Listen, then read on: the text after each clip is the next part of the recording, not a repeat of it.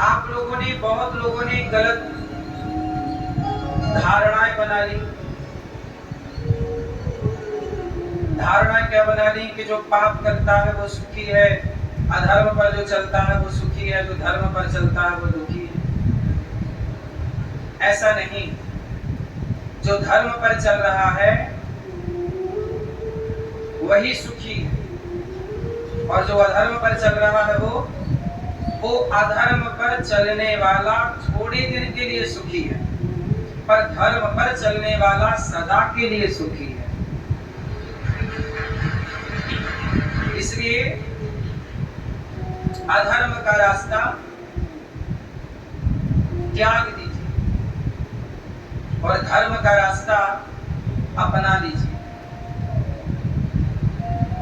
कल आप लोगों ने सुना कि भगवान कृष्ण का, जब मथुरा भगवान गए और गोपियों को छोड़कर जब भगवान आगे की लीला करने गए तो गोपियां भगवान की याद में तड़पने लग गई, रोने लग गई।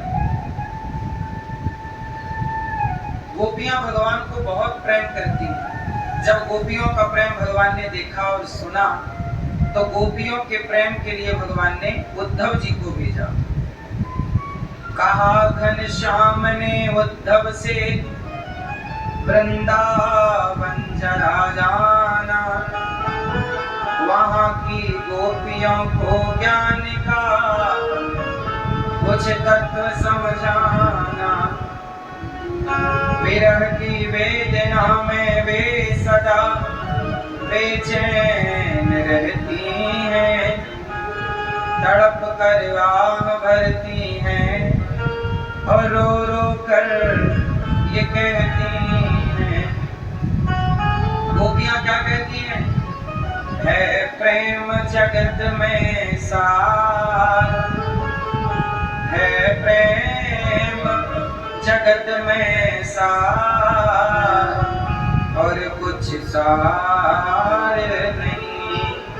गोपियां कहती हैं है प्रेम जगत में सार और कुछ सार नहीं, मन कर ले हरि से प्यार और कुछ सार नहीं। सार क्या है? गोपियां कहती हैं प्रेम ही सार है, प्रेम जगत में सार और कुछ सार नहीं। मन कर ले प्रभु से प्यार और कुछ सार नहीं।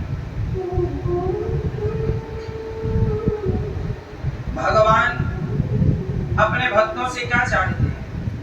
केवल प्रेम। गोपियां बहुत प्रेम करती थी भगवान से और उद्धव बहुत ज्यादा ज्ञानी थे। उद्धव इतने ज्ञानी थे कि उन्हें धरती पे कोई पढ़ाने वाला नहीं था, तो वो देवताओं के गुरु बृहस्पति जी के पास पढ़ने गए थे।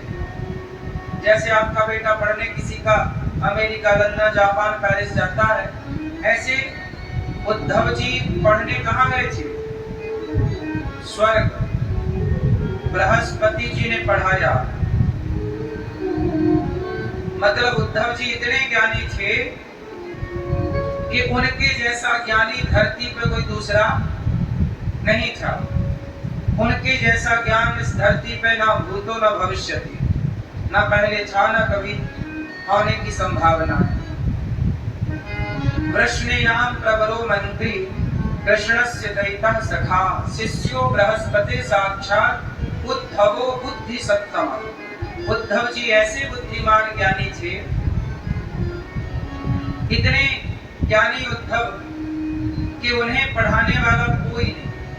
पढ़ने ऊपर गए, पढ़कर आए तो जब ज्ञानी होता है व्यक्ति तो घमंड भी होता है। विद्या विद्या विवादाय धनम मदाय, विद्या विवादाय च धनम मदाय। यदि विद्या सही जगह पर यूज ना की जाए तो विद्या विवाद का कारण बन जाती है, धन अहंकार का कारण बन जाता है। उद्धव जी बड़े ज्ञानी तो थे, पर थोड़ा ज्यादा नहीं, जरा सा इस विद्या का घमंड भी था कि मैं बहुत ज्ञानी हूँ। और भगवान को अभिमान, ना तो धन का अच्छा लगता ना तो ज्ञान का अच्छा लगता। जिसे अभिमान है भगवान ने उसका अभिमान तोड़ा ही है, छोड़ा नहीं। नारद जी का घमंड है तो थोड़ा, छोड़ा नहीं। भगवान अपने भक्त को इतना प्रेम करते हैं कि उसके भीतर तनिक बुराई दिखी नहीं कि ऑपरेशन चालू कर देते हैं,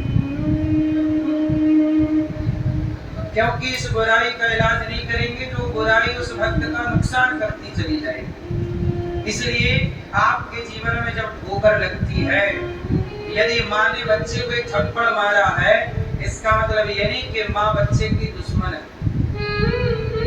यदि माँ ने बच्चे को एक थप्पड़ मारा, इसका मतलब ये नहीं कि माँ बच्चे की दुश्मन है। इसका मतलब ये है कि माँ बच्चे का कुछ भला चाहती है। उसी तरह जीवन में संकट आ जाए तो ये मत सोच लेना कि भगवान की दृष्टि हम पर नहीं, भगवान आपका भला चाहते हैं, इसलिए थोड़ा दुख देते हैं, कष्ट देते हैं। एक थप्पड़ मार दिया,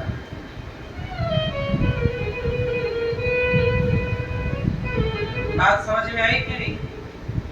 इसलिए जीवन में जब दुख आए तो ये समझिएगा कि भगवान आपके करीब आ गए, और जब सुख आए तो समझ लेना कि भगवान हमसे दूर चले।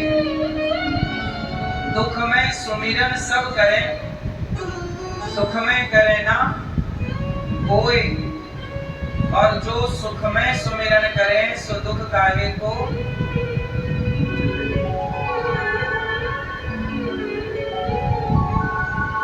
अभिमान किसका चला? दुर्योधन का चला कि रावण का चला कि कंस का चला कि आपका चला कि हमारा चलेगा? इसलिए घमंड ना हो, ना विद्या का ना पैसे का। उद्धव जी को छोड़ा, ज्ञान का अभिमान था। अच्छा, उद्धव जी के पास ज्ञान भी था, भक्ति भी थी, पर जिस क्वालिटी की भक्ति होनी चाहिए बस वो क्वालिटी फाइन क्वालिटी नहीं थी। इसलिए उद्धव जी को भक्ति का रंग चढ़ाने के लिए भगवान ने यहाँ भेजा, थोड़ा पॉलिश हो जाएगा, चमक आ जाएगी भक्ति। तो उद्धव जैसे भक्त और ज्ञानी को गोपियों के पास आना पड़ा। गोपियों ने जब अपना सत्संग दिया उद्धव जी को, तो वो ज्ञानी उद्धव जो बड़े ज्ञान की बातें कर रहे थे, वो जिनकी आंखों में कभी दूर दूर तक आंसू नहीं, जब प्रेम का रंग चढ़ा तो रोते रोते वृंदावन से कन्हैया के पास गए। कन्हैया तुम बड़े निर्दयी हो, गोपियां तुमसे इतना प्रेम करती हैं और आप गोपियों के पास नहीं जाते, आप भगवान होकर गोपियों को इतना रुलाते हो। अच्छा, गोपियों की और उद्धव जी की क्या बात हुई? आओ उस बात को सुनते हैं। चले मथुरा से जब कुछ दूर वृंदावन निकट आया, वहीं से प्रेम ने अपना अनोखा रंग दिखलाया। मृतक झुक कर ये कहते हैं इधर आओ, इधर आओ। पपीहा कह रहा कि कहाँ ये भी तो बतलाओ। नदी यमुना की धारा शब्द हरिहर का सुनाती है, भ्रमर गुंजार से भी यही मधुर आवाज आती है। गोपियां कहती हैं, हे श्याम सुंदर। उद्धव जी आए गोपियों के पास, जैसे ही वृंदावन आए उन्हें प्रेम की अनुभूति होने लगी। अच्छा, एक बात बताओ, प्रेम कब प्रकट होता? प्रेम बाजार में मिलता है तो खरीद लो। कहाँ मिलता है प्रेम? कैसे आता है प्रेम? आप में से कितने लोगों के भीतर प्रेम है? जिसके भीतर प्रेम है वो अपना हाथ उठाए। है प्रेम आपके अंदर? जिसके पास है वो हाथ उठाए। प्रेम कहां से आया आप लोगों के अंदर प्रेम? बोलो, आप लोगों के भीतर प्रेम कहां से आया? जोर से सुनो। प्रेम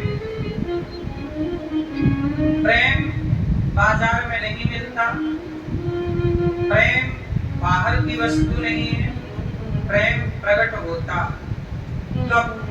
उदाहरण से समझिए, जब एक लड़की का विवाह होता है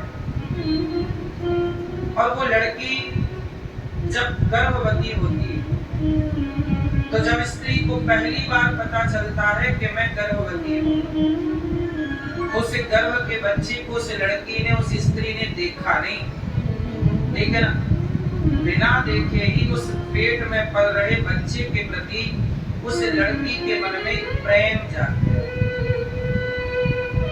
आया ना। फिर 9 महीने उसने पेट में रखा, फिर 9 महीने बाद वो लड़की, वो स्त्री, अभी तक वो केवल स्त्री थी, अभी तक वो केवल एक लड़की थी, पर जब उसका बच्चा हुआ तो बच्चा होते ही उसका नाम बदल गया और उसका नाम पड़ गया माँ। केवल बच्चा पैदा नहीं होता, बच्चे के संग एक माँ भी पैदा होती है।